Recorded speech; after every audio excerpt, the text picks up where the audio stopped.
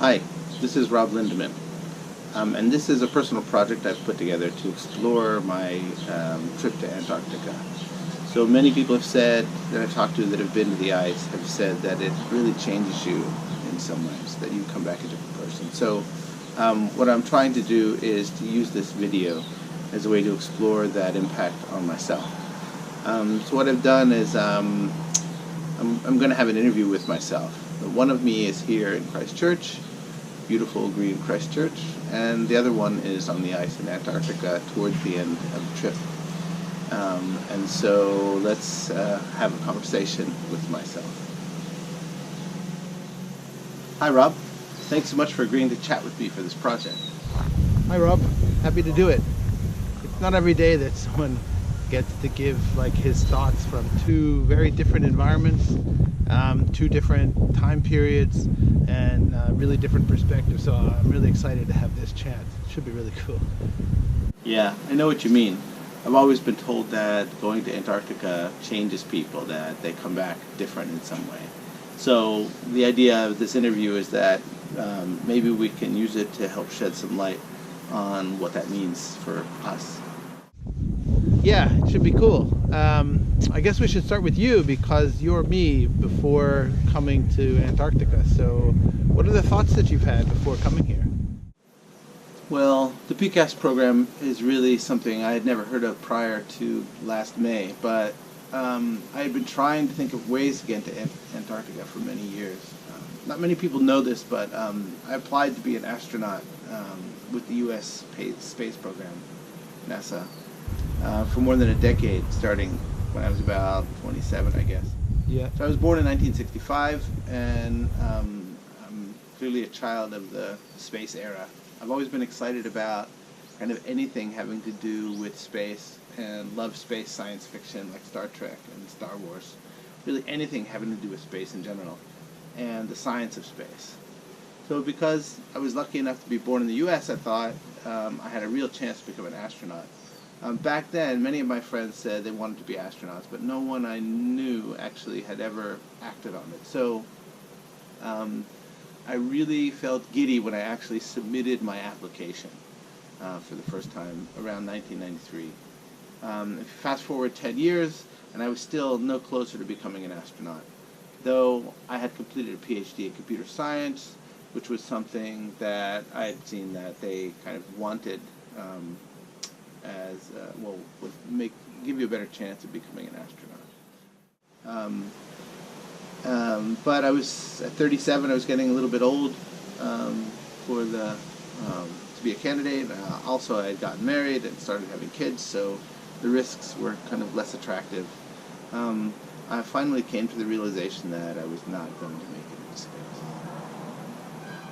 Wow, that must have been a real letdown. So how did you feel? Well, as you know, I've always been a positive person, so I just let it go and just kept on enjoying my very rich life.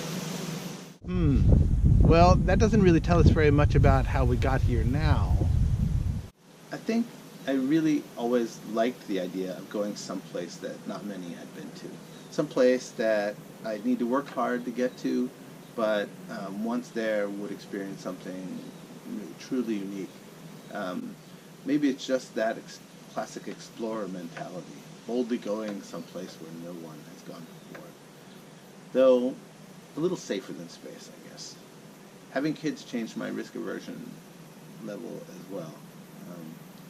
NASA actually has a pretty poor safety record when you think about the fact that 2 shuttles have blown up in about 100 flights. So I think there will be more things that are under my own control in Antarctica, and I think that preparation is going to help a lot. So did you know a lot about the program before we came to Antarctica?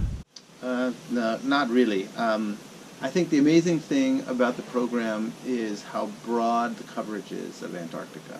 I feel like I have a pretty good overview of the main aspects of the place, from the biology to the geopolitical to the weather, but still I don't think I'll be able to really understand things until I've actually experienced them. I'm very excited to be going, since it feels like the fulfillment of a dream, I guess, kind of like going into space. So, But enough about me. Let's talk about you. You're coming to the end of your stay on the ice. So how's it been? just amazing. I mean, there are so many things here that I never thought that I would experience that we've done. And actually, the time's been so filled with activities that there hasn't been really much time for reflection, I have to say. Interesting. Obviously, I know what you mean. The things I know is that Antarctica is the highest, driest, windiest continent on Earth, and that it's much larger than people usually imagine. But did your experience really match this expectation? Definitely. I'm just amazed how what a great unit the Scott Bay staff is. There's so much stuff to be done, and there's they're very efficient in how they do things. I didn't really know that we would be helping out so much, getting everything ready and cleaning up. And it's not like we are, like, I don't feel like a tourist.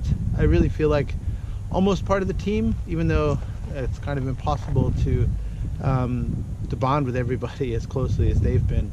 And clearly they have kind of a well-oiled machine, and everybody just pitches in with everything. So you don't have dedicated people for all the different things that need to be done. It's kind of like everybody pitches in when something needs to be done, and it's a really special place. So that's been really incredible. Oh, so it sounds like Scott Base is really well run. What else? The other thing that's very interesting is, the kit, all the stuff that we get, the gloves. We have so many different layers of clothing.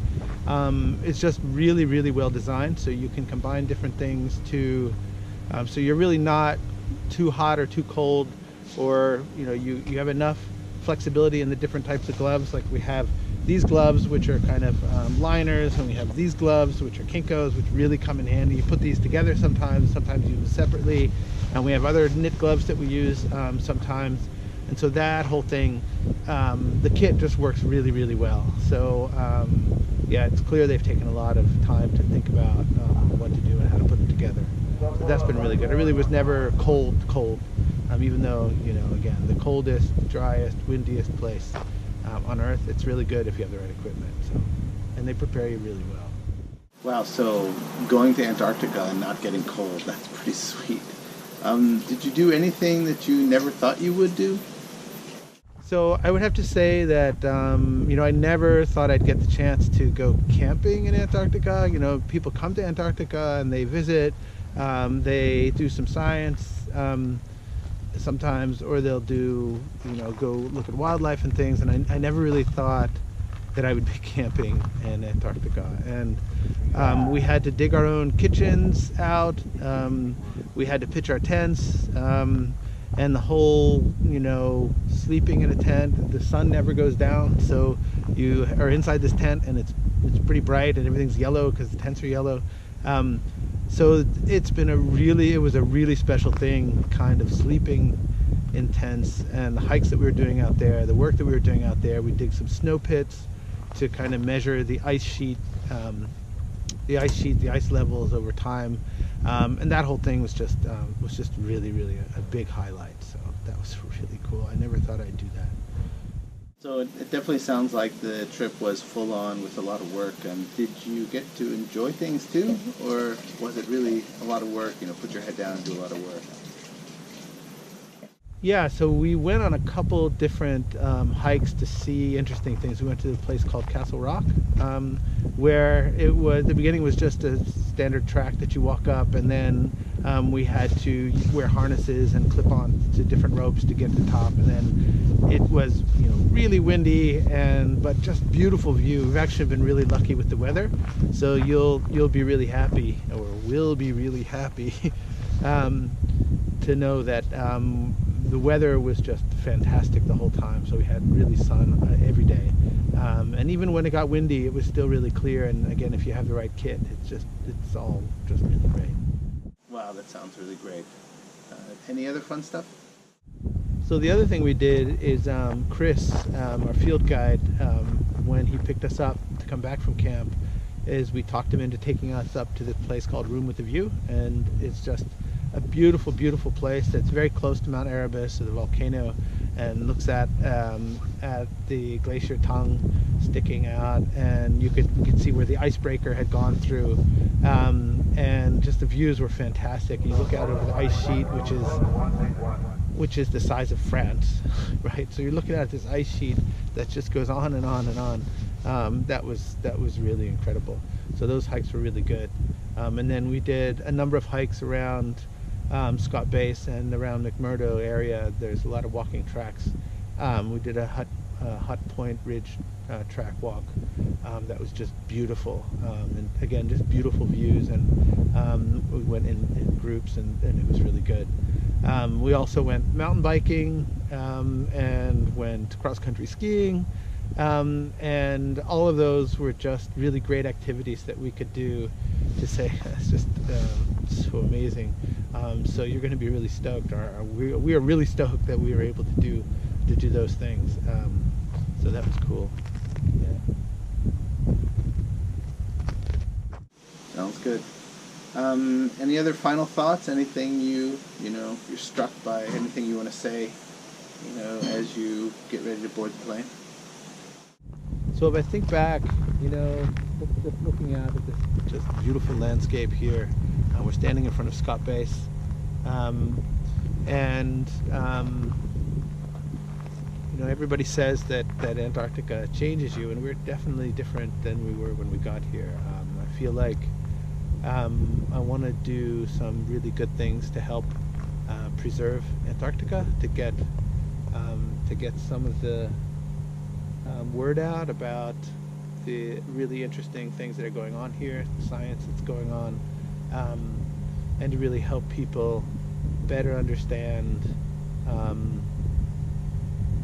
what it's like here. And again, I hope that we could do something with virtual reality that at least just touches a couple people. Of course, you want to touch a lot of people, but I hope that we can get to the point where we can really get people to think about Antarctica, and what a special place it is in terms of one of those last frontiers that is in a very unique place because of the way the governance is done, the way the treaties are set up, and just in general the cooperation that happens here. There's just something really special about a place that really cares about the environment, really the procedures that are in place really are there to kind of preserve. It's a balance between preserving what's here and being able to do as much science as we can to, again, have a broader impact around the world. So there's many unique things that we can do here that you just can't do anywhere else. But at the same time, you want to preserve as much as possible. So, being conscious of everything that you're using, things that you throw away, the type of impact that you have, watching where you walk, really kind of following some very standard rules or procedures, but still be able to get done what you want to get done has been a really interesting thing for me. And yeah, I just really hope that in the future I can have a positive impact on the future people who come, and I hope that we can do that. So yeah, that's kind of the impact that it's had on me. Any advice to me as I get ready to come down? Yeah, so I guess what I would say is I think that you should be, or we should be, really excited about what's to come. I mean, we had a lot of unknowns before coming here about, I think I knew that it was going to be an adventure. Looking back, I think I knew it was going to be an adventure. I mean, you could tell me. And I have to say that it's really fulfilled our expectations. We got to stay, we got to camp, we got to really get to know Scott Base, we got to see a lot of the environment, we got to do some really interesting science, and so this has been a fantastic program. I think coming here as a PCAS student is a very, very unique way to see things, because you have this really great balance between preparation and study in a really general sense, but you also get to experience it firsthand. So you learn about everything in the prep sessions, and then you come here with very targeted things that you're going to do, but also some free time to be able to kind of explore the environment. Awesome. Well, thanks again, and I'm really glad that we enjoyed it. Yeah, thanks so much for doing this. So I think this has been a really great conversation, and I look forward to fun stuff in the future.